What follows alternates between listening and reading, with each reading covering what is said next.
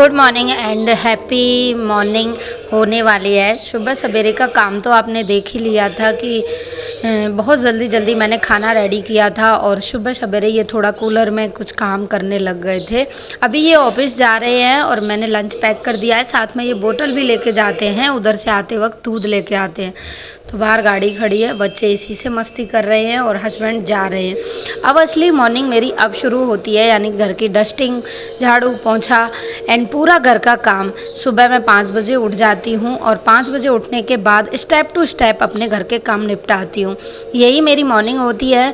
सुबह से ही सुबह उठते ही मैं फ्रेश होती हूँ, गर्म पानी पीती हूँ, एक्सरसाइज करती हूँ, चिड़ियाओं को चुगा डालती हूँ। सुबह का वीडियो मैंने शूट नहीं किया था और अब मैं ये खाना बनाया था। मैंने आलू टमाटर की सब्ज़ी बनाई थी और साथ में मैंने रायता बनाया था और रोटी।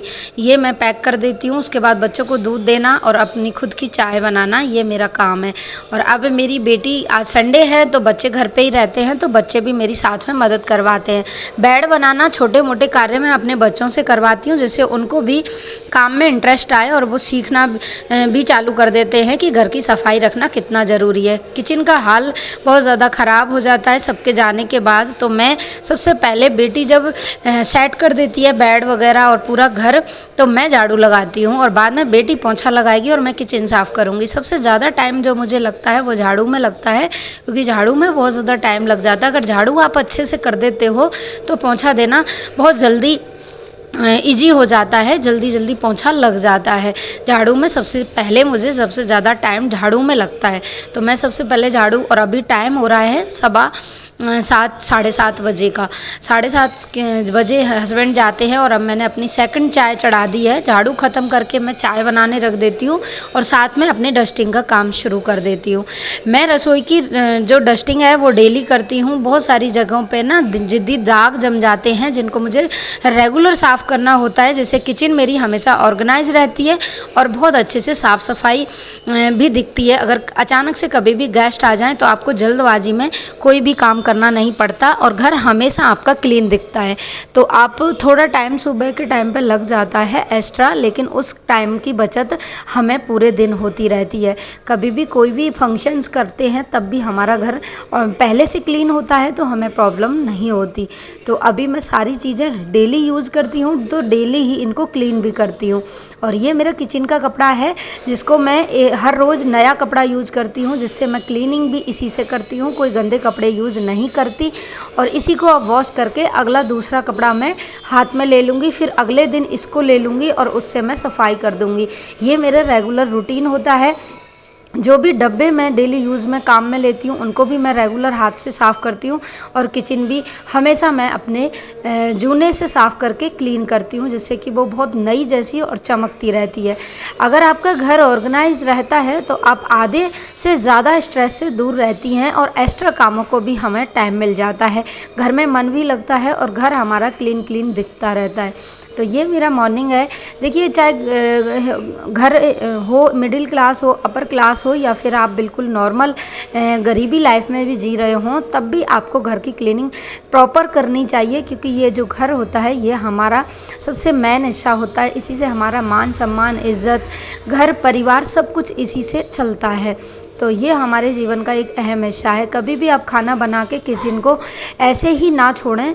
उससे क्या है कि गंदा तो दिखेगा ही, साथ में आपको भी बहुत सारा स्ट्रेस रहेगा, किसी भी काम में आपका मन भी नहीं लगेगा। अब मैं धीरे धीरे चीज़ों को जो फ्रिज में रखनी है उन्हें फ्रिज में पहुंचा दूंगी, और जो चीज़ मुझे ऊपर रखनी है उन्हें मैं क्लीन कर करके ऊपर रख देती हूँ, क्योंकि ये जो डब्बे हैं ये चिकने हो जाते हैं और इन पर बहुत ज़्यादा गंदगी जम जाती है, और ये खाने के साथ फिर बच्चों को भी पेट में जाती है हम लोगों के, तो फिर ये फूड पॉइजनिंग का एक मुख्य कारण बन जाता है।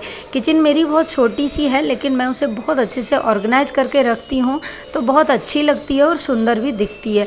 आप बाद में देखिएगा कि जब क्लीन होके इतनी सुंदर लगती है कि पूछो ही मत। किचन जो होती है वो घर का एक मेन हिस्सा होता है, यानी कि रीढ़ की हड्डी, जिसको घर का रीढ़ की हड्डी बोलते हैं। अगर ये क्लीन हो तो बहुत ज़्यादा सुकून हम महिलाओं को मिलता है। क्या आप भी ऐसे ही क्लीन करती हैं? अगर नहीं करती हैं तो मैं 2-3 टिप्स आपको देती हूँ कि जो जूना होता है उसमें थोड़ा सा आप साबुन लगा के एक बार आप अच्छे से उसको क्लीन कर दीजिए। जिस जगह को आपको साफ़ करना है उसके बाद गीले कपड़े से उसको साफ़ कर दीजिए। इतनी अच्छे से चमकदार वो महसूस होगी ना कि देखिए कोई भी प्रोडक्ट यूज़ ना करने की आवश्यकता नहीं पड़ती। अगर आप रेगुलर इस पर कपड़ा मारते हो तो किचन की जो टाइल्स हैं वो हमेशा क्लीन रहेंगी। तो बहुत अच्छी सी ये ट्रिक है। और जो भी घर में छोटे छोटे डब्बे हमारे जैसे हींग के हो गए या फिर छोटी छोटी डब्बियाँ किसी भी चीज़ की मार्केट से आती हैं, कॉफ़ी की हो गई या फिर किसी भी पाउडर, जैसे कि कोई भी पाउडर हम यूज़ करते हैं, बेकिंग सोडा वगैरह, उन सब की डब्बियों को मैं ऐसे ही सामान ऑर्गेनाइज करती हूँ। उनमें छोटी छोटी चीज़ों में मसाले रखती हूँ जो मेरे मसाले कभी कभार यूज़ में आते हैं, और उन्हीं को मैं इसके साफ करती रहती हूँ डेली। तो ये ऑर्गेनाइज होता है और एक्स्ट्रा चीज़ें आपको ख़रीदने की आवश्यकता नहीं पड़ती। जब आप सुबह मॉर्निंग में क्लीन कर रहे हो किचन, तो सबसे पहले आपको क्या करना है, जो भी बर्तन आपको साफ़ करने हैं वो आप सिंक में डालते जाइए तो स्लैब खाली हो जाएगा। और स्लैब खाली होने के बाद आप क्लीन कर लीजिए। उसके बाद बर्तन धोने के बाद क्लीन एकदम से दिखने लग जाता है। साथ में ही पोंछा बेटी लगा देगी, और मैं एक बार पोंछा बाद में भी लगाती हूँ हाथ से, जिससे कि जो भी पानी वगैरह एक्स्ट्रा गिरता है वो मेरा हो जाता है। ये मेरे मॉर्निंग का था। स्टार्टिंग में मैंने वीडियो शूट नहीं किया है। अभी हम नहा धो के हो गए फ्री, पूजा कर ली है और अब मैंने ये खाना खाया है। आज संडे था तो बच्चों के साथ स्पेशल गाँव से आए थे लड्डू और चूरमा, तो हमने वो भी साथ में ले लिए थे। तो फुल वीडियो देखिएगा। वीडियो पसंद आए तो रेगुलर ऐसे ही व्लॉग्स देखने के लिए मेरे चैनल को सब्सक्राइब अवश्य करिएगा। बेल आइकन प्रेस करके सबसे पहले वीडियो की नोटिफिकेशन आप ही को मिलेगी। राधे राधे।